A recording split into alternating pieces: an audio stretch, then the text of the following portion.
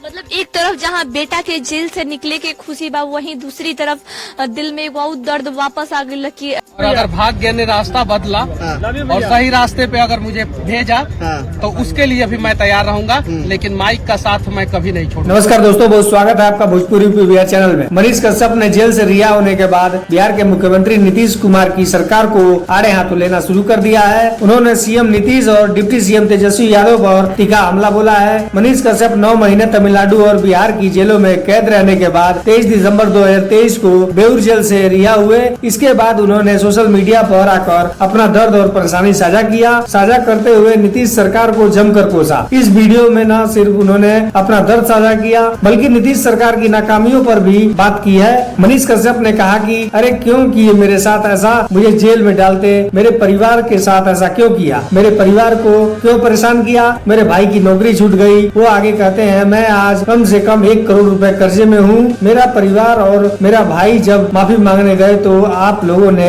कहा भगा दो इसे। मेरा परिवार डर गया था क्योंकि आप लोगों ने मेरे ऊपर एनएसए लगा दिया। आप लोगों ने मुझे भारत का सबसे बड़ा अपराधी बना दिया था। मनीष कश्यप ने आगे कहा, एक कुरुक्षेत्र श्री कृष्ण ने हरियाणा में बनाया था और एक कुरुक्षेत्र मैं बिहार में बनाऊंगा। मनीष कश्यप ने बिहार के प्रति अपने लगाव की बात करते हुए कहा कि जैसे माँ अपने बच्चे को बगैर किसी भेदभाव के प्यार करती है, वो भी बिहार को वैसे ही प्यार करते हैं। यही नहीं, बीजेपी सांसद मनोज तिवारी से मुलाकात कर एक वीडियो अपने एक्स हैंडल पर शेयर करते हुए मनीष कहते नजर आ रहे हैं कि उन्हें पता नहीं था कि दिल्ली में उनके बड़े भाई बैठे हुए हैं। वो आगे कहते हैं, हमने तो बीजेपी सरकार से भी अनेकों सवाल किए हैं, बहुत सारे वीडियो बनाए हैं, लेकिन बीजेपी वालों ने मेरी गर्दन दबाने का प्रयास नहीं किया। उन्होंने कहा, मेरे 5000 वीडियो हैं, जिनमें से कई मैंने भाजपा शासित प्रदेशों में घूम घूम कर बनाए हैं। यूट्यूब पर सारे वीडियो पड़े हुए हैं, सारे प्रमाण मौजूद हैं, कोई भी जाकर देख सकता है। मनीष कश्यप ने बीजेपी सांसद मनोज तिवारी को अपने घर आने का आमंत्रण भी दिया,